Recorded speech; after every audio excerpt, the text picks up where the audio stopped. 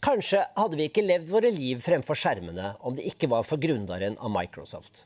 Hur tycker han at det ble? Bill Gates er vår gjest i kveld.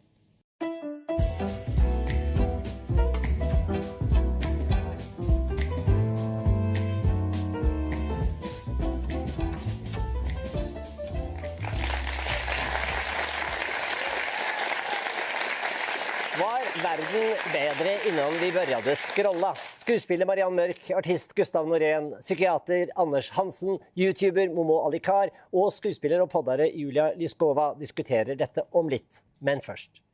Utviklingen av lett tilgjengelig mjukvare gjorde han til verdens rikeste mann. Men 99% av hans formøgenhet skal de neste 20 årene brukes på helse- og utviklingsprosjekter for verdens fattigste. Bill Gates, welcome to Stockholm. Thank you.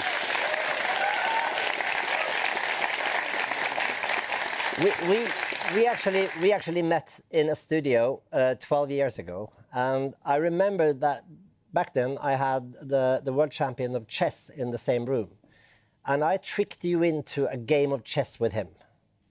Have you gotten any better? No, I haven't been putting much time in, and I don't think I'll ever beat Magnus. But it was super fun to meet him. After all, you lasted quite long. I love chess. It's a fun game. Maybe he was being nice to me. A lot has happened since we last met, which was 12 years ago. You turned 70. You're divorced. You've become a grandfather. Tell me, how is a day in your life today? A normal day in your life? I bet you're an early bird. No, I'm kind of a night person. When you grow up trying to find computer time, you're always staying late when other people aren't using those computers. And so I think, it's natural for me. I like to think and write code late at night and then sleep in. So you still write code? I do. Nowadays, I'm seeing how much the AI is starting to be able to write code for us.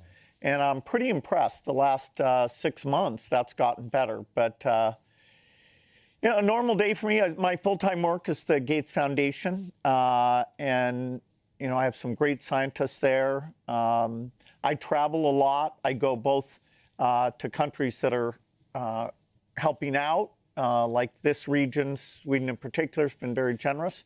And then I go to Africa, India, China. So about a third of the time I'm out looking at foundation projects. Do you have strict routines, like strict eating routines, strict exercising routines to just keep going? Yeah, I play a lot of racket sports, both tennis and an American thing called pickleball. So that helps me keep fit. I try to see my trainer 2 or 3 times a week. And then, I love to read. So I always try to make time for that. You've said somewhere you need to learn something every day. Yeah, and I have to say it's easier today because, now with these AI systems, when I'm curious about something, a disease or a new product, I used to have to send email to experts and wait, then they'd send me an answer. Now, a lot of the time I'm being educated by these amazing AI systems. What kind of granddad are you? Well, I read books. I have 2 granddaughters. The oldest just turned 3, and the other is just 1. The 3 oldest super fun, and so it's a priority for me to get out. My granddaughters are both in New York City, so I hang out there quite a bit. Are you the on your knees type of granddad? Well, I need to be, yes. Do you have knees for that? Oh, sure. No problem. Children has always been a focus, also in your work with the foundation. And recently, you changed the foundation. It became the Gates Foundation instead of the Melinda and Bill Gates Foundation, and you also changed the goals by stating that in 20 years' time, it's over. That's right. Why is that? I thought you were fighting the long fight here. Well, as you said, I turned 70, so in 20 years I'll be 90. Gates Foundation, got started in the year 2000, and it's achieved more than I expected. Our role in reducing childhood deaths from over 10 million to under 5 million is far better than I expected. And my view is that, I'm so lucky to have a crazy amount of resources. Our foundation has given $100 billion to date, and over these 20 years, we'll give another $200 billion. And the biggest thing will be child survival, because, I want to cut that in half again. My view is that by spending now, we can do more, and there'll be lots of rich people 20 years from now. They'll understand what we didn't get done. They'll understand how AI has changed the world, and, they can take care of things then. And, the idea of my leaving some document saying, please work on this or that, it'll be so obsolete. So, we're a spend down foundation, and it's kind of sharpened our focus to say, can we cure HIV? Can we get rid of malaria? What about malnutrition? There's a lot we still don't understand, and yet that getting rid of that would be even more profound than any disease. And also, of course, the need is more obvious now when you see several countries cutting back. And we can see for the first time in 25 years, for the first time this century, childhood deaths are up again. You've said yourself that this is partly due to the cuts in US aid, which, according to you, will kill millions. You reacted quite strongly to Elon Musk's policy when he did that cut. Well, the idea of the richest man in the world, coming in and cutting spending and killing millions of children, I think that's kind of the opposite of what humanity should do. And, the fact that he wouldn't even acknowledge it, makes it all the more arrogant. So he fired a lot of people, he cut off the aid, he characterized it as a big waste of money. But, there's no doubt if when you spend the money, you save millions of lives. When you take that money away, money to buy vaccines, money to buy bed nets, money to find TB cases, those programs were ended very abruptly. And that's why, all of the increase in that childhood death is in Africa. And, I do believe that we could make the case to get a lot of that money back. And I do believe over our 20 years, we'll be able to get back on track to cutting childhood death in half again. Have you spoken?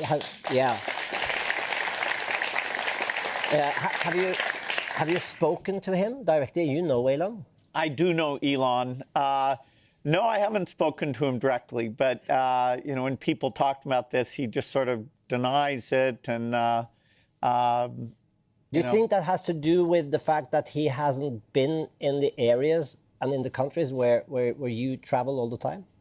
I think anyone who goes and sees this work, go to northern Nigeria or DRC, you're very touched. And you go, wow, this is amazing.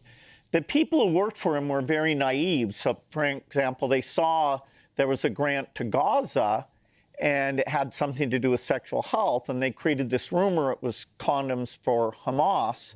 In fact, there's a province in Mozambique that was avoiding mothers giving their babies HIV.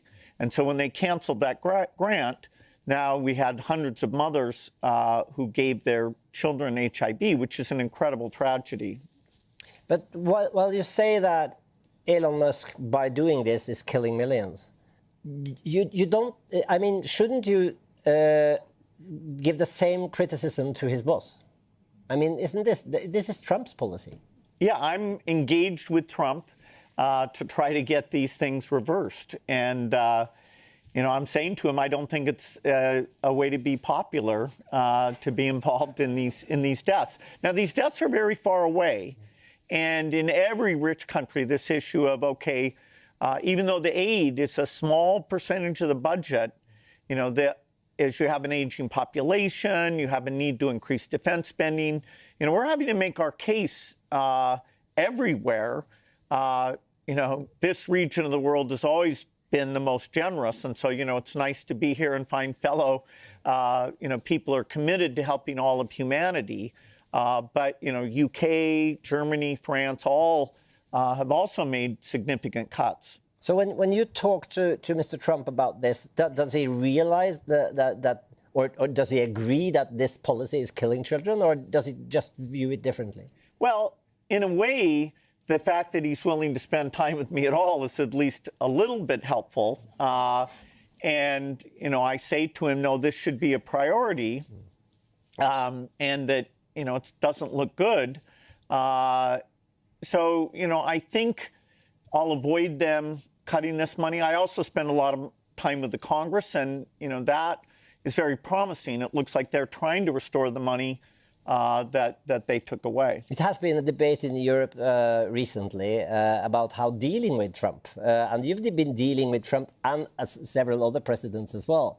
And the theory in Europe now is very much that flattery couldn't take us far enough. So because we're seen as weak, flattery is seen as weakness. Do you agree? Can you see that? Well, it's a very complex situation. I had dinner with the Danish foreign minister last night, and I said I thought he handled himself very well. I hope that situation, which I don't understand why it came up, I hope we get past that. But the Greenland situation. Exactly. And so I think the U.S. has been a little less positive and predictable, and I think in the end, that's a mistake. The partnership with Europe, sure, we need to push on issues like defense spending, but we can do that in a way that's very respectful to each other. It's a win-win relationship if it's handled the right way. It is quite. I mean, part of the problem, as you mentioned, is the unpredictability, and as you are here, there has been concerns now in Europe that the U.S. might, as some sort of punishment, if we don't do as the U.S. wants, just shut down Microsoft, which would have some consequences for Europeans. Is that at all a possibility?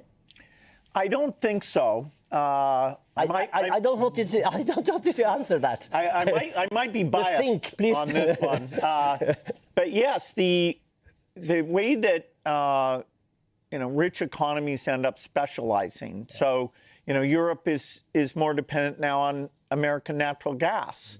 And so if we're going to behave capriciously, that could end up being a mistake. I've said to the administration, if you want the tech companies to thrive, the way you could help us the most is not by being tough on Europe about this tax or that tax, but rather make it clear to Europe that this will not be interrupted, that this is a service that if you're using it is going to be completely reliable.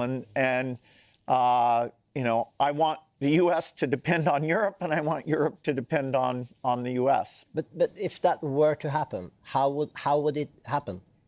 Well, the U.S. is very strong militarily, and so you can imagine all sorts of crazy scenarios because the U.S. has invested so much in its military. But I don't think going to these negative scenarios is very constructive. Okay, but what you're saying is that you hope this will not happen, but you're not sure. Well, I would have been sure until recently, and I think 3 years from now I'll be sure again.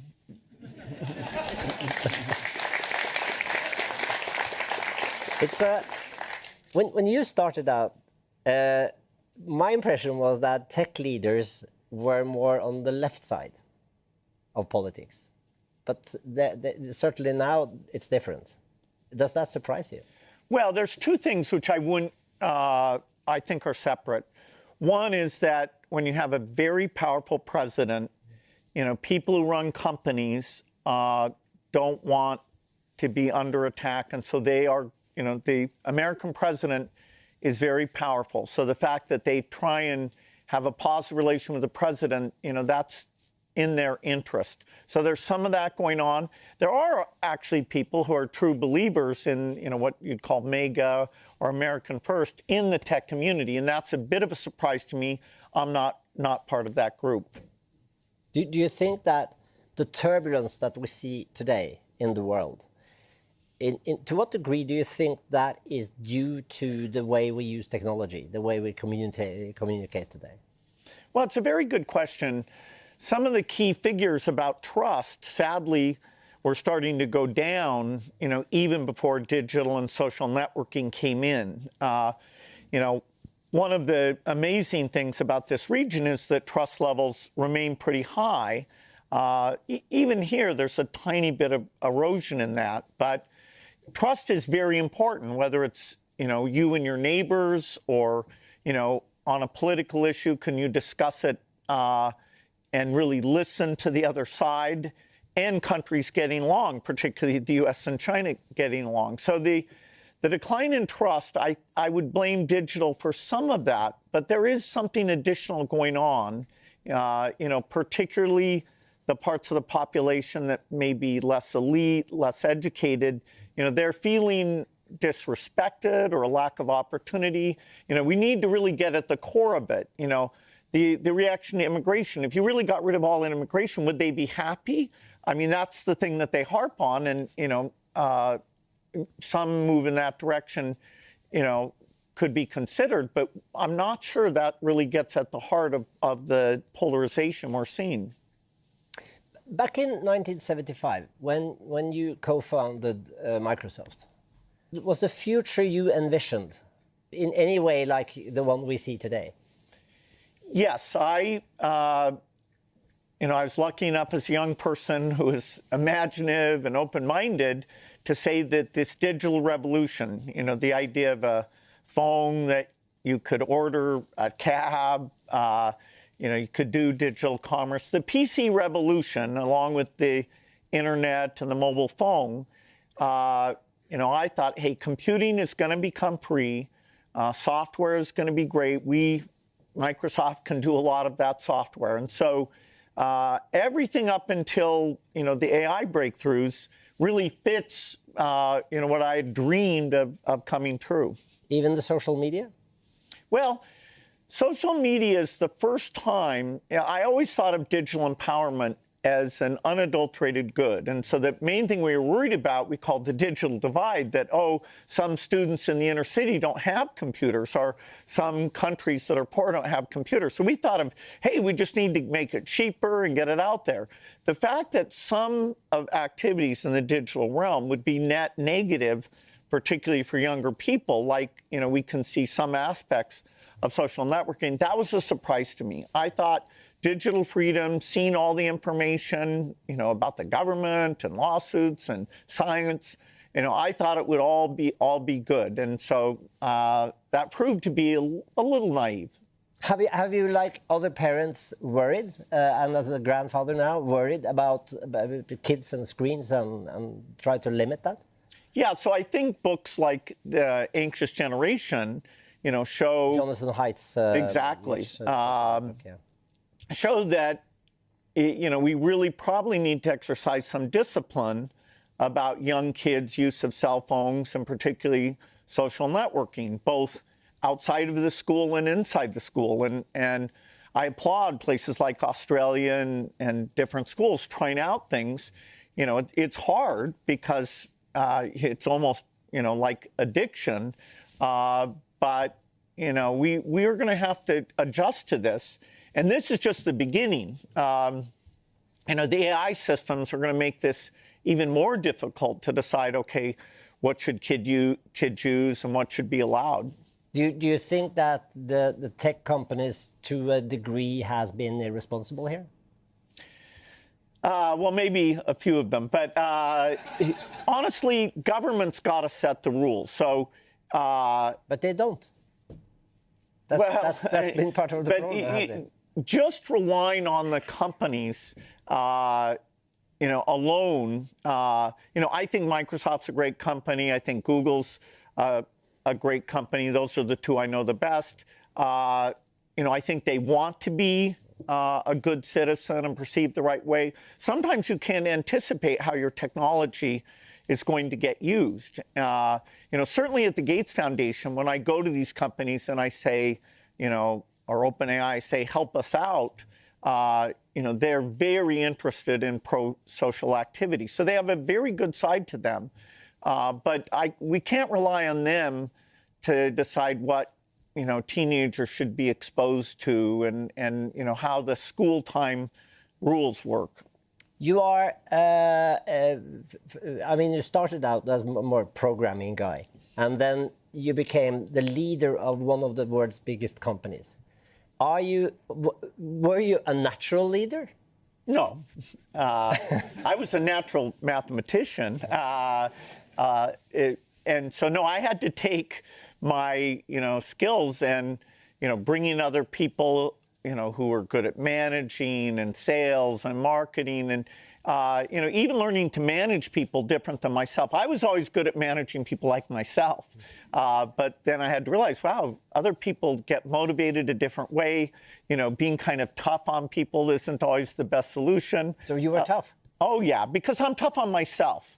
So I was managing other people. Like when I don't understand something, I'm like, oh, you're an idiot. And so if other people didn't understand something, I was like, you're an idiot. That's what Thank you. Yeah. And no, there is a class. Compared to you, most people are, I guess. But there is a class of engineer or thinker that managing them like I manage myself, it actually works. I mean, we had an incredible engineering team. We were good at hiring smart people. But as the company, we had to work with governments and we had to have sales and things. I realized, wow, even people who are very smart in one dimension can't take that and figure out how to be good in something else. Part of what you had to learn is also how important politicians were. So you needed to get to know politicians to make this company work. And you got to work with several presidents, several top leaders in many countries. Who made the most impression, who had the strongest impression on you? Well, the most amazing person I ever got to work with was Nelson Mandela. And the way that he led South Africa out of the apartheid government with, very limited violence. And so he was acknowledging that HIV was a problem in the country when other people weren't doing that. He would hold babies infected with HIV. He's kind of at the top of the list and a real inspiration.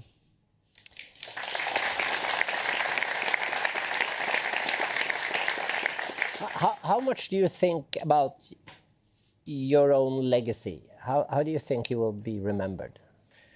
Well, weirdly, the goal I have for my primary work, this global health work, is to get rid of polio, to get rid of malaria. I want people to read books and say, they're talking about malaria here. What is that? So I don't really have a goal to be remembered specifically. Okay, there's the people who know me, my 3 children, my grandchildren, which, hopefully there'll be even more of those over time. But other than the people who know me, I don't really have a goal to be remembered. It's to solve these problems, and so we can move on and work on other things. If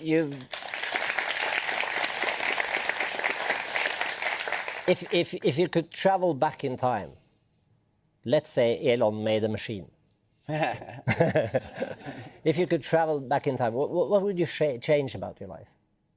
Well, I've been so lucky that it seems kind of churlish to say, no, I could have made more money. Certainly learning how to manage people, different types of people, I could have been a lot better. Microsoft ended up in a conflict with the U.S. government over antitrust. I would say probably the luckiest person alive. I had a first career that was amazing and gave me a lot of resources. Now I have a second career that's amazing. I have unbelievable kids and friends. So I think if I tried to change anything, it might not end up in this miraculous way. You've said though that one of your great regrets was getting to know Jeffrey Epstein. That's right. That was a big regret for you. Do you think it has affected your legacy? You know, I met him because he was friends with lots of rich people. You know, there was nothing to do with any women. He had dinner with rich people, and I go anywhere to raise money for global health. That turned out to be a complete dead end. So, you know, yes, I end up feeling foolish that I spent time with him. Are you bothered with the pictures that with you and the selfies now? No, I mean, you know, every dinner I had with him, I think was 6 or 7. It's known, and you know, He's like a ghost coming back to haunt people that knew him. Not really. I mean, I think we're finally, you know, all the data will come out, and you know, maybe some people were involved in a bad way. But anybody who knew him does feel a bit foolish, including me. You have 3 kids that are all going into philanthropy in some way. Which one is most like you?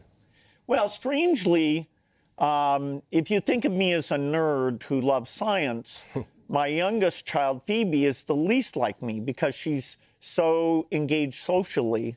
But in terms of taking risk, you know, starting a new company and, you know, just totally devoting herself to that, that is a lot like me. My other 2 children are like me in different ways, but that, you know, desire to start a company, that's just one of them, and, you know, fantastic. You've said that sometimes back in an old interview, you said that if you were young today, you've probably been diagnosed with something on the spectrum.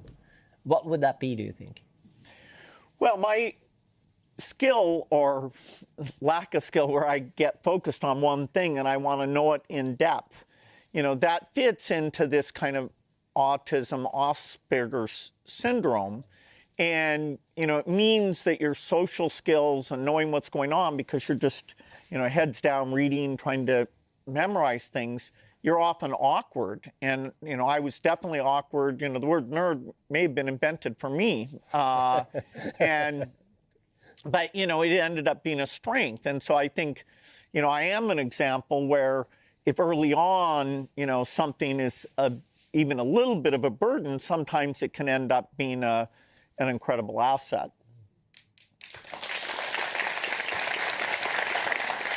I've just one final question for you, and that is, what is your screen time? Well, I am on the screen a lot. You know, my kids give me a hard time because I still prefer email over texting. And they're like, Dad, if you want our attention, text us. You know, we check our email every few days, but, you know, that's not the main thing. And I'm like, no, you know, because I like long documents and enclosures and things like that. So they give me a hard time. But I'm on the computer a lot, particularly now where I'm asking, you know, Copilot or ChatGPT questions to get educated throughout the day. And, you know, so it's a lot of email, it's a lot of reading websites. I'm not playing games that much. My social networking, I have a team of people who help me with that. So, you know, I'm not Elon, you know, at 4 a.m. Or Trump, you know, with misspelling.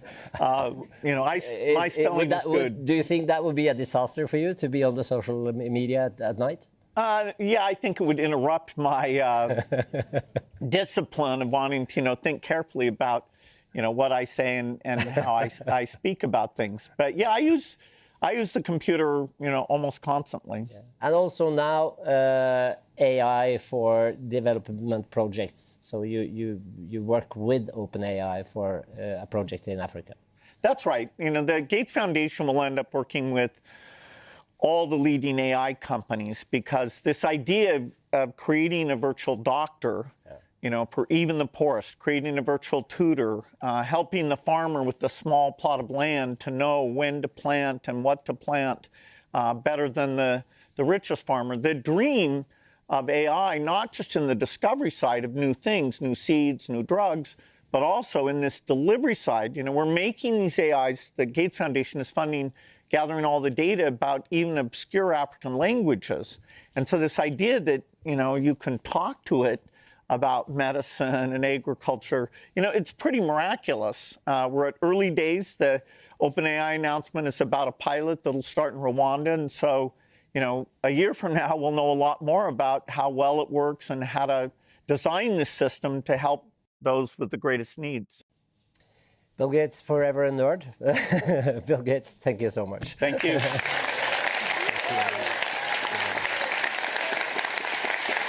Ja, lite visste Bill Gates om hvordan den digitale verden han var med på å skape skulle se ut 50 år senere.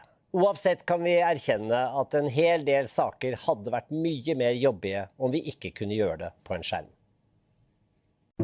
Mother pigs live inside of gestation crates for nearly their entire lives. This is the equivalent of spending most of your life being locked inside of a closet so small you can barely stretch your limbs or lie down. Animals like sheep are packed by the thousands on cargo ships for weeks or months in extreme temperatures and with minimal access to food and water. That's worse than being strapped to your chair in an overbooked flight with broken climate control, no bathroom, and no food or water for a non-stop round-the-world flight. Egg-laying hens are crowded into tiny wire cages with 8 to 10 other hens for 1 to 2 years straight. This would be like being stuck in an elevator with a grated floor and no toilet with 10 other people for 1 to 2 years. Baby cows raised for veal are chained up for 18 to 20 weeks in filthy wooden crates so small they can't even turn around. This is like being taken away from your mother when you're a baby and forced to live inside of an overturned porta potty for several months.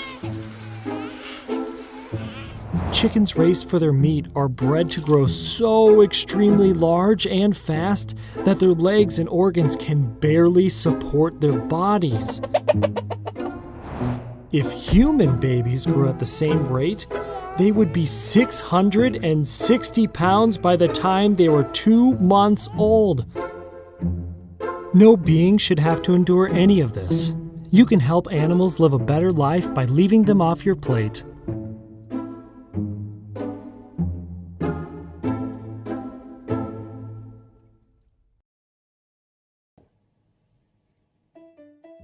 Saker som hade varit jobbiga om det inte fanns skärmar. Minnena. Att alltid bära med sig alla fotoalbum. Gratulationerna. Att gratulera alla som du träffat från högstadiet och framåt på födelsedagen. Mötena. Att ha med sig en backdrop med ett modernt arbetsrum till alla möten. PR-arbetet. Att visa upp surdegsbrödet man precis bakat för offentligheten. Medkänslan. Att lämna över ett krossat hjärta till en kollega du vagt minns har förlorat sin pappa. Trovärdigheten. Att bevisa att man inte är en robot. Den är bäst.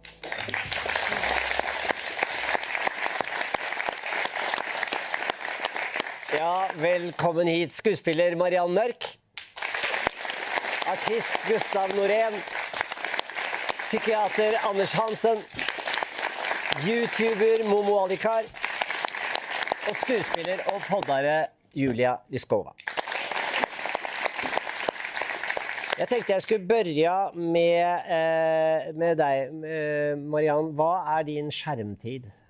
Det är ju mitt nattsällskap eftersom jag bor ensam. Hur många timer går åt det här? Det är 3-4. Jag somnade inte på kvällen. Jag kan prata för svenska. Jag somnade inte på kvällen. Just det, vi ska snacka mer om det, men då ska jag få skärmtiden din, Julia. Min skärmtid är väl ungefär 4 timmar och 30 minuter i snitt per dag. Okej, Anders? 2 timmar. Gustav? Jag kollade nu, 1.42 var det. 1.42, ja. Ja. Stämmer det verkligen? Alltså, Nej, men så gott känner jag inte dig. Jag visste inte om det här var någon mätning så där. Jag vill inte. Men det är lite. Jag vill inte Alltså du säger lite, hur mycket gör du, Momo? Ja, alltså jag hade 19 för en vecka sedan, men nu är den på 20. Alltså, 20 och en timme? Ja, 20 och en halv timme. På mig, alltså jag måste ju 20... Men är det i veckan? Du tänker i veckan? Varje dag? Varje dag, ja 100%. Ibland kan den gå upp till 23 timmar också. Men du sover aldrig? Jag sover med telefonen. Du är som en vampyr? Ja, men jag sover med kanske en ljudbok, en podcast. Så här, jag försöker så här, bli bättre människa på kvällarna. Så jag är alltid uppkopplad, det är det jag försöker säga. Så en timme, det är olagligt nästan alltså. Det är tråkigt. Jag skakar på huvudet, det är dagens ungdom alltså. Dock är jag 30 så jag är ung ungdom. Så ja. Men fortell mig, vad är det mycket av den här tiden är på sociala medier? Eller? Det skulle jag säga, 100%. Men jag skulle säga att om jag vill kolla på underhållning så gör jag det. Men när jag vill lära mig någonting och kolla på någonting viktigt så gör jag det också. Så jag kan ju lägga på en 4 timmars podcast om hur man mår bra och hur man blir en bättre människa. Så jag är alltid uppkopplad på ett sätt, men jag väljer på vilket sätt jag är uppkopplad på, skulle jag säga. Ska du alltid bli en bättre människa när 100%. du är inne på internet? Jag vill alltid bli en bättre människa. Men vad gör du den ena timmen du är där på skärm? Har du någon idé om? Jag tränar. Jag gymmar. En timme om dagen? Ja, jag gymmar. Jag gör mycket. Fast då har jag också mobilen uppe. Den är jobbig. Jag brukar lägga upp den där och kanske filma mig själv när jag tränar, så jag är ändå uppkopplad alltså. Så det... Vad gör du på skärm? Jag älskar internet och sociala medier och så. Så att vad gör jag? Ibland läser jag en krönika. Oftast är jag bara inne på Instagram och kollar. Kan glida in på liksom Flashback nattetid. Som är ett sted man inte... Det är väl rimligt att säga att Flashback är inte ett sted som gör dig till ett bättre människa. Absolut inte. Absolut inte. Men det finns många andra sajter också som inte gör dig till ett bättre människa, men det är ett av dem. Nej, men jag surfar inte för att bli en bättre människa. Det gör jag inte. Så du är inte hans projekt? Nej. Jag gör det bara för belöning. Har det fungerat lika positivt i ditt liv, Gustaf? Nej, men den där skammen känner jag igen. Alltså, varje gång vi pratar om skärm nu, skulle jag ta upp min telefon och skulle ni ta den och hålla på och kolla den, då skulle jag må väldigt dåligt. Alltså, jag skulle känna nästan kränkande. Det skulle kännas djupt inne i mig. På vilket sätt då? När jag blev av med den, när jag tog av den, då var det någonting... Alltså, det var inte som att jag hade ont i tummen som hade bara gått fram och tillbaka så här länge. Utan det var djupt här inne jag kände någonting. Och när jag började intressera mig för det som fanns djupt inne i mig, alltså det själsliga, så började jag förstå att det är någonting... Jag mådde faktiskt dåligt. Så jag kanske mådde bra i början, men efter någon timme så kände jag att jag var nästan rutten eller tömd inuti som ett skal. Så du har slutat med sociala medier, med andra ord? Jag blev tvungen, jag blev tvungen. Alltså jag på riktigt blev tvungen. När var det här då? 2017 var det. Det var länge sedan. Så du har varit hänt mycket sedan dess. Drogfri typ i 10 år du snart? Ja, 2017, det var på den tiden då folk var rädda för Donald Trump och killarna spelade Minecraft och Fortnite och tjejerna lyssnade på Taylor Swift, och det är för länge sedan, och idag är den helt annorlunda. Anders, vad är det han känner på här? Ja, det är en bra fråga. Men jag har en liknande erfarenhet. Jag har alltid älskat att läsa. Det har varit en viktig del av mitt liv, litteratur. Och så märkte jag någon gång kring 2014-2015 att jag klarar inte av det längre. Så fort jag kom till en tyngre passage i en bok, då la jag den åt sidan. Och så tänkte jag, vad är det som har gjort att mitt livslånga intresse för litteratur plötsligt har försvunnit? Och så började jag misstänka, kan det ha någonting med telefonen att göra? Så då la jag den i ett annat rum.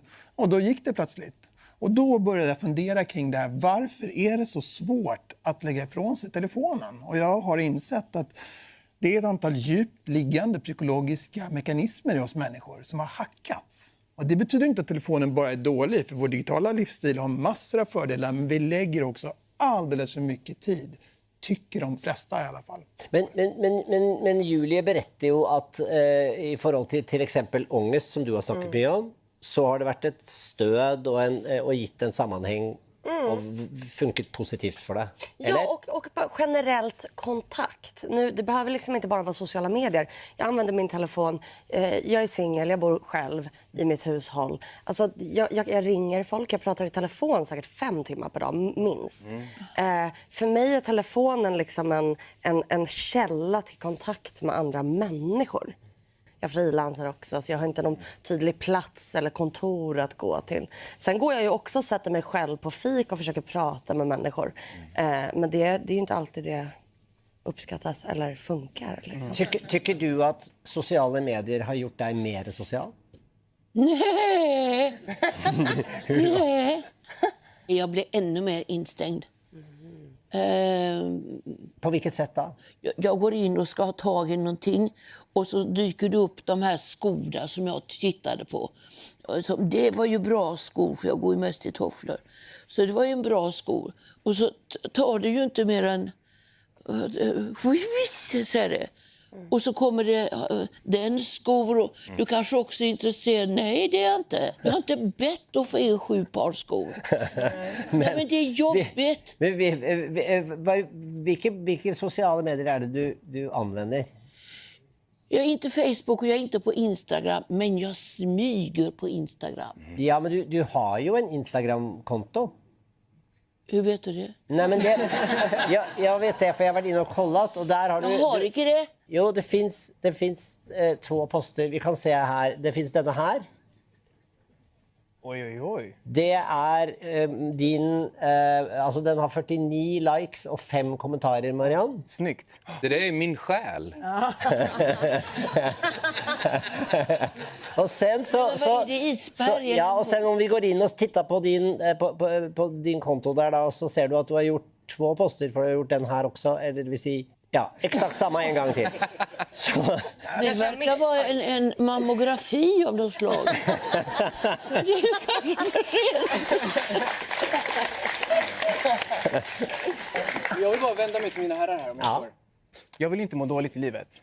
Men jag kommer fortsätta med min skärmtid. Det kommer jag göra, för jag mår bra av det här. Och jag har varit uppkopplad sedan jag var, vad kan det vara, 22 år. Nu är det 8 år plus. Jag mår jättebra, Anders. Ja, alltså, jag mår så bra man kan må. Jag jobbar på mig själv. Jag är redo för en partner. Jag är redo att fixa en lägenhet. Alltså, Är du med partner? Ja, jag är redo för kärlek. Får du softa lite med apparaten? Ja, men då måste jag. Men man kan ju hitta kärlek på apparaten också. Exakt. Det är ju det. Jo, men om du hade en partner, skärmtiden skulle ju då gå väldigt ned. Hoppas det. Jag vet inte, jag har inte haft en partner. Jag vet inte. Naturligtvis så finns det många människor som mår bra av det här och som har det här som ett hjälpmedel socialt. Men i genomsnitt så mår tonåringar sämre av att överanvända sociala medier. Och det är inte något jag tycker, utan det står klart att det är så. Okay. Och det är också så att majoritet av tonåringar önskar att de la mindre tid på sociala medier. Men och då kan man tycka att då är det bara att logga ut. Ja, men det går ju inte. För att logga ut i praktiken och leva ut i skogen som är remit. Jag har hört det. Så mycket jag har hört det där. Att logga ut är som att stänga av på något sätt. Det är många som säger att man stänger av, du har skygglappar och så vidare. Jag skulle bara säga erfarenheten av att logga ut var att jag inte stängde av, utan att jag satte igång någonting. Alltså jag öppnade upp någonting. Skärmen, de försvann. Alltså hela världen öppnades. Det var en granne som frågade mig till exempel, vad är det där för träd? Pekade på ett träd på min egen tomt. Och jag tittade på det trädet. Jag har ingen aning. Jag visste inte vad som växte på min egen gård. Jag kunde ingenting om min värld. Jag visste allting om politiska konflikter, allting gick automatiskt.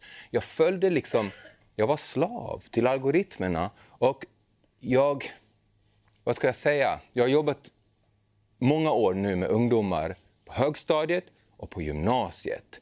Och jag har pratat mycket med dem om det. Och det är precis den upplevelsen som du säger där. Att de känner sig styrda. De pratar om att escape the matrix. De vill inte vara med i det här systemet längre. kallar varandra för nya skällsord. De kallar varandra för NPC. Har ni hört det? Du är en NPC. Nej, du är en NPC. Så sitter ungdomar och pratar till mig. Vad betyder det? Vad är en NPC? En NPC från ett dataspel, det är en non-playable character. Alltså en människa som styrs av en algoritm.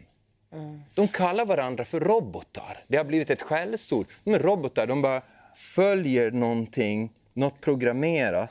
Jag fattar, men alltså, internet är en jättestor plats och du som människa kan välja vad du konsumerar. Det är inte så svårt att gå bort från TikTok-appen. Nej, men får du till det? Får du till att bara konsumera positivt innehåll på ett sätt? Alltså, jag har stängt av den här Aftonbladet. Jag har stängt av den här Aftonbladet snabb nyhetsartikeln för jag vill inte ha de här nyhetsgrejerna. Men alltså, jag vet 100% vad jag lägger fokus på. Jo, men till exempel, du fokuserar väldigt mycket. Jag har sett att du fokuserar väldigt mycket på din hårlinje. Ja, den är dålig. Ja, den är dålig. Den är dålig. Ja, men jag har en dålig hårlinje, jag är öppen med det. Men dålig? Du har väl bara... Det här är också internetgrej. Nej, men jag har en massa följare på nätet.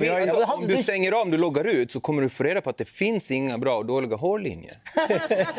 Alltså, jättekonstigt. Det där är något. Och jag kan allt om nätet för jag pratar med mina ungdomar. Okay. Det där är looks maxing bla bla bla, att man ska se hålla på liksom med det där. Det existerar ju inte. Det är som att du fastnar framför en spegel. Det är väl klart att du tänker på hur mitt hår lägger om du så tittar på en spegel här tiden. Det gör man inte om man tar en promenad med sin hund. Jag kommer fortfarande fixa min hårlinje. Det var bra sagt alltså, men det är bara det. Julia, blir man ytligare av det här? Man gör ju det.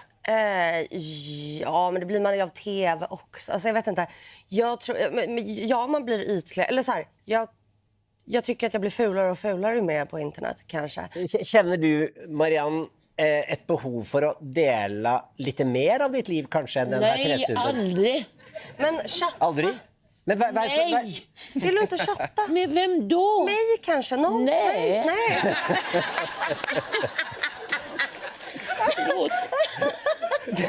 Nej, men jag är inte på Facebook. När den kom, mikrougnen, så tänkte jag, vilka framsteg vi har gjort.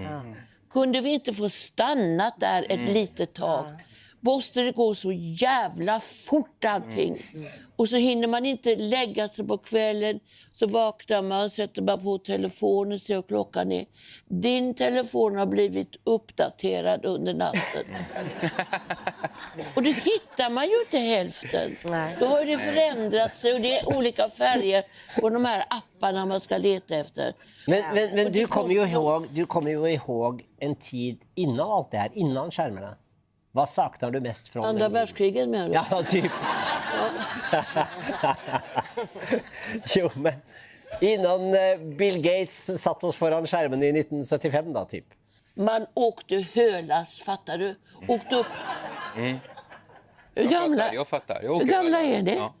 Man åkte hölas, man skyndade sig ut och kunde se man kunde åka med Albins hölas med hästen och hoppade upp där. Doften av det och det gungade och man satt där bak på den där trägrejen.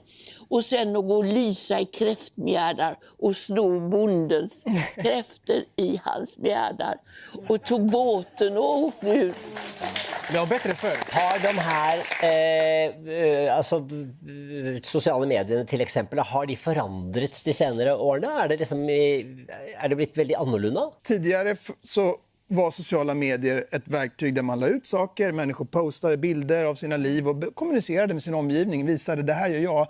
Nu har det glidit in mer och mer i AI-genererat material eller korta klipp som man ser på. Och varför har det gjort det? Jo, därför att sociala mediers produkt är inte en plattform där vi kan visa bilder. Sociala mediers produkt är vår uppmärksamhet. Och det finns inte mycket som helst av den. Det finns 8,5 miljard människor gånger 16 vakna timmar. Ja, för dig då är det 20 vakna timmar.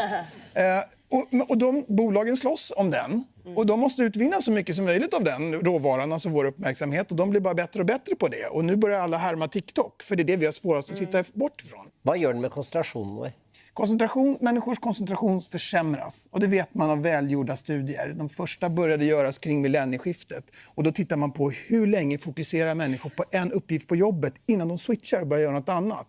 Och då var det ungefär 2,5 minut i snitt. Och nu är det nere på 47 sekunder. Oj. Så vi blir mer lätt distraherade. Vi får allt svårare att hålla fokus en längre tid på en och samma sak.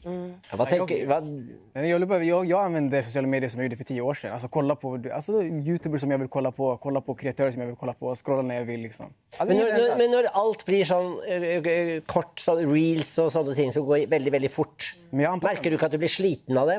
Vad gör du när du liksom känner att man nå... Jag har ADHD, Fredrik. Så jag märker att det där contenten, det är för mig typ. Alltså. Så när det gick från lång format till short format, det blev som så här, okej, det här är min grej nästan. Det funkar för mig just nu. Men jag kanske det är anpassat och det är ADHD-hjärnan. Lite så. Alltså, så som det är content just nu funkar med. Alltså, Men tar du aldrig pauser? Går du liksom aldrig över och tar lite pauser? Jag tog en paus när jag var med i ett tv-program förra året. När jag inte fick ha mobilen på 2 år. Och 2 år? Nej, förlåt. 2 veckor. Men det kändes som 2 år. Men under den perioden, jag mådde faktiskt otroligt bra. Så det finns ett liv utan 19 timmars skärmtid? Även för dig? Det finns det 100%. Men jag förstår inte riktigt vad man ska göra. Alltså det kanske är då för att jag... Alltså utan skärm? Nej, men ja, för att det är nog också för att som jag säger, jag lever själv, jag är frilansare. Vad ska jag Marianne hade ju massa förslag här. Vad var det? Bal. Ja, det finns höbalar. På Södermalm. Ja, det finns. På Södermalm. Ja, du tycker en hö. Alltså det är helt otroligt. En hövagn. När man loggar ut så bara dyker de upp, höbalarna. Står där. Ja, och Albin, hästen. Ja, det är klart det är underbart. Anders, det är något som heter brain rot. Ja, just det. Och det är ju naturligtvis ett metaforiskt uttryck. Det är inte så att någonting ruttnar i hjärnan. Men man ska nog se det som ett sätt att uttrycka att vår koncentration urholkas. Vi får svårare och svårare att hålla fokus. Och det gjordes en studie vid Karolinska institutet nyligen där man kunde visa att 11-14-åringar som överanvände sociala medier, de hade sämre koncentration 3 år senare. Så det drev det. TV hade inte den påverkan. Utan det var just sociala medier som hade det. Så som sagt, brain rot är ett dramatiskt ord. Och jag tror inte att det skapar några bestående skador. Jag tror att vi kan ta tillbaka det här fokuset. För det här är ju väl så kallad råttpsykologi, är det inte det? Att man det är som spelpsykologi. Ja, exakt. Så någon typ av regleringar behövs. Och jag menar, vi sitter i ett hus. Man får inte bygga hus hur som helst. Man får inte bygga bilar eller broar hur som helst. Det finns regleringar för det är infrastruktur i samhället. Och nätet har blivit infrastruktur i samhället. Det är lika viktigt som husen eller bilarna eller vägarna. Men av någon anledning så har vi accepterat att det inte ska behövas några regleringar där. Vad snackar vi om förbud nu? Ja. Du snackar om att banna sociala medier. Nej, säger du med rädsla i rösten? Nej, men jag undrar. Alltså, nej, men reglera det. Reglerat. Nej. Ja. Och då tycker du inte om det? Nej, 100%. Alltså, jag tycker man borde lära ungdomarna att använda internet på rätt sätt. 100%. Att reglera det på rätt sätt. Inte bara gå brain rot vägen. Regleringarna då är ju ett förslag är ju åldersförbud som man har infört i Australien. Och ett annat är att man tar bort vissa av de här mest beroendeframkallande delarna av algoritmen. Att den inte matar en automatisk meny content så fort man kommer till slutet av någonting. Så att säga. Och att forskare också ska få tillgång till data för att se att de verkligen rensar bort sånt material som triggar hat eller ätstörningar. Ja, men det är den typen av reglering som tänks. Då, liksom. Men vad tänker vi om de skärmrådene som regeringen har lanserat? De svenska skärmrådena? Ja, det är bra att det finns råd och riktlinjer. Och jag var i en sån här paneldebatt en gång. Det var någon som sa att vi håller på att utveckla samtalspunkter så att föräldrar kan diskutera med sina barn om skärmar.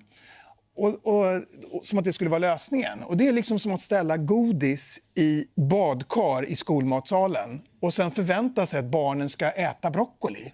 Och då tror jag att lösningen på det är att informera bespisningspersonalen och ha bra samtalspunkter för att argumentera för broccoli. Det funkar inte så. Håller du med, Julia? Ja, alltså jag tänker... Eller följer du skärmrådena? Absolut inte. Och jag tänker också så här att jag har svårt att reglera. Jag älskar internet. Internet forever. Jag älskar att man kan prata med vem som helst, var som helst i världen. Så jag förstår verkligen att ungdomar... Jag kan inte reglera det. Jag är en vuxen människa. Och tänk också på att vi inte är i slutet av någon digitalisering. Den processen har precis börjat. Vi har tagit det första lilla bebissteget in i det här. Visst är det hemskt? Ja, det är i alla fall läskigt. Men det kan ju vara så att det materialet vi ser blir så skräddarsytt. Jag vill påminna om människans potential här. För att jag tror liksom att den här robotmänniskan, som jag är mer rädd för att människan ska bli robot än att AI ska bli mänsklig. Att vi blir robotlika i vårt beteende. Alltså det är det jag menar med NPC. Och pratar man med ungdomar så är de också medvetna om det här robotliknande tillståndet som de hamnar i. Är svaret på det strikta regleringar från... Nej, människokännedom. Jag skulle säga att svaret är att lära känna sig själv och förstå hur man fungerar hela tiden. Men du tycker inte att regeringen ska sätta upp några gränser? Jo, men det spelar ingen roll hur mycket Socialstyrelsen rekommenderar. Socialstyrelsen, du kommer ändå vara tvungen att ta itu med det här problemet att det finns alkohol, det finns tobak, det finns droger, det finns kriminalitet, det finns häftiga grejer, det här kommer alltid finnas i vår värld. Men staten, det där reglerar ju staten ändå. En 15-åring kan ju inte köpa... Nej, men en människa måste lära sig om sin potential. Vad en människa kan göra. Alltså jag tror verkligen att människan kan lyfta berg. Jag tycker att världen känns lite läskig nu. Jag tycker tråkigt ni är så oroliga. Ja, men och då tycker jag att internet är en skön plats att fly till. När världen känns lite läskig. Men är det någon här som är för strikta restriktioner? Ja, det hade varit trevligt. Men jag menar bara... Vad slags restriktioner tycker du? Men alltså att en 11-åring inte ska få massa dåligt content på sin TikTok, det tycker jag inte ska ske liksom. Men jag vill bara säga att jag har respekt för Mariannes levnadssätt. Hon kom från en tid utan telefoner. Nu är på väg mot en tid. Ja, det hade väl det fanns något. Det var något som ett fast telefon. Så heter det. Visst. Det var en skiva som kunde man ringa på här. Så? Ja, man gjorde så. Men hur kommer man slå nummer? Okej, men det funkar. Ja, det finns något museum som har det. Nu är vi på väg mot en värld där man kan bokstavligen ha 5 olika skärmar och bara säga siffran liksom. Och jag tror att den världen är inte så läskig som vi verkligen... Jag tror att vi är på väg mot en otroligt fin AI-framtid. Det är livsfarligt. Kan vi inte stanna? Tänk om vi hade stannat vid mikrougnen. Nej, men då hade vi inte suttit där och diskuterat framtiden och vad det gör med barnen. Men jag har förstått att du gillar emojis. Det tycker du är kul. Ja, det är kul för att det förkortar allt jag skulle skrivit. Hoppas du mår bra och I love you. Och... Vilken emoji brukar du mest? Det är den runda gula med 3 hjärtan i och så är det den och så är det ängeln, den lilla ängeln och så är det en fyrklöver. Vad betyder fyrklövern? Lycka till dig. Men Julia, det är ju de som tror att det här skärmberoende blir en sån klassfråga. Och att eliten kommer sluta med det här. Och att det sen blir det som något för folk som inte har jobb och att det blir någon för bara entertainmentmaskin. Jag har en vän som gjorde ett utbytesår på Harvard i början av 00-talet och han var tillbaka i Boston och besökte sina gamla kursare nyligen. Och då så träffade han deras barn och de flesta var 10, 12, 13 år. Ingen av dem hade smartphones. Alla hade såna brickphones. Och då sa han det, hur kommer det sig att de inte har det? Och då sa föräldrarna, det går inte, du kan inte ge en 12-åring en smartphone. Då sitter de bara med Snapchat hela tiden, då pluggar de inte. Nej, okej, fair. Men hur har ni lyckats med det? Vi kom överens om det i skolan. Inga föräldrar ger sina barn smartphones. Punkt. Och då måste ju alla föräldrar hålla det. Annars om några har, då går det ju inte. Liksom. Då ska man komma ihåg att det här var då liberala människor som inte var för restriktioner generellt. De var för teknik och så vidare. Men de förstår att det finns en baksida. Och framförallt då för unga. De hade kunskap om baksidan och kunde samarbeta kring det. Så det blir en klassfråga, absolut. Ja. Okej, vi har bett Norstat fråga 1000 svenskar, alltså ett statistiskt representativt utvalg från hela landet, om deras skärmvanor. Tycker de att världen hade varit en bättre plats utan skärmar? Och nu må du kolla, Gustaf, för här kommer svaret. Nej, svarar 2/3 av svenskarna. De tycker inte att världen hade varit en bättre plats utan skärmar. Men tittar vi lite närmare så ser vi stora generationsskillnader. Vem är mest skärmskeptisk, tror ni? Jo, ni ser här, det är alltså över hälften av de under 30 som tycker att världen hade varit en bättre plats utan skärmar. Och det är också den gruppen där flest anser sig vara skärmberoende. Titta på det här. Nästan 70% av unga ser sig som skärmberoende. Och det här kan man ju se på som ett rop om hjälp, då, kan man inte det, Momo? Rop om hjälp eller att de har kul. Faktiskt, eller att de har kul. Men lite rop om hjälp också. Alltså, men alltså, jag är ju den där 30-åringen och jag har beroendeskärmtid. Men jag skulle säga alltså, jag mår bra, alltså, Fredrik. Det är inte något du kan säga till mig som... Du säger alla som är beroende. Ja. Jag älskar det, jag mår bra. Jag vill inte sluta. Ja, men det är jättejobbigt. Alltså, vi älskar... saker som känns rätt kan vara fel. Och saker som känns fel, allt jag tycker känns fel är ju rätt. Jag tycker det känns jätteobehagligt att träna. För jag är rädd, jag känner att mitt hjärta inte klarar det liksom. Men det ska man ju göra. Jag tycker att det känns jättefel att meditera. Får en massa ångest, men det är ju rätt. Men jag tycker att det känns väldigt rätt att dricka 3 glas vin. Ja. Så. Ja, precis. Men jag vet ju att det är fel! Ja. Vi frågade också om sociala medier gör oss mer sociala, och då svarade svenskarna så här. Nej, säger nästan 8 av 10 svenskar. Så här verkar det som du får medhåll, Gustaf. Så hvor är det vi tar med oss dessa skärmarna? Jo, kolla här. 65% använder skärm i sängen. 45% vid matbordet. På restaurangen är det lite mer hyfs. Där är det bara 19% som tar med sig skärmen. Och se här, över hälften virker scrolla på toaletten. Ja. Va? Ja. Skulle du aldrig scrolla på toaletten? Får man ju hemorrojder? Så hvor skulle du kunna scrolla då? I sängen? I sängen, ja. Jag brukar lägga fast den på väggen med en sugpropp så här också, så den bara ligger där.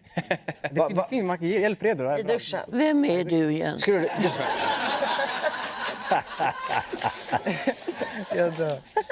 Men du scrollar typ överallt. Alla de här. Nu skulle jag, alla de där skulle jag 100%. Om Momo här skulle försöka att komma ner på typ 12 timmar då. Ja, 15. Till början med så måste man fråga sig om man vill det. Mår man bra av det här och tycker att då är det inget problem. Men om man vill skära ner så tror jag det viktigaste är att ha den på andra platser. Att inte ha den i sovrummet, inte ha den vid mötesbordet eller i tenta eller i klassrummet och så vidare. Och förstå att det är otroligt starka psykologiska mekanismer som hackas och som gör att vi måste hela tiden dämpa instinkten att plocka upp telefonen. Har du varit beroende av skärmtid förut? Nej. Jag undrar bara. Eller det skulle jag inte säga att jag har varit. Nej. Men du är lycklig beroende. Just nu ja, men jag tror att Anders har mycket bra att säga. Så, alltså, han har lagt bra saker som jag kommer fundera på. Nej, men jag tror... Har det hänt något med dig ikväll? Jag kommer lägga ifrån mig mobilen i ett annat rum och testa hur det känns. Det kommer jag göra. Wow. Det här blir spännande. Ja. Vi ska följa med och se hur det går med dig, Momo. Som jag lever om 10 år, jag vet inte. Tusen tack för att ni alla var här. Marianne, Momo, Gustaf, Julia och Anders. Vi är tillbaka om en uke.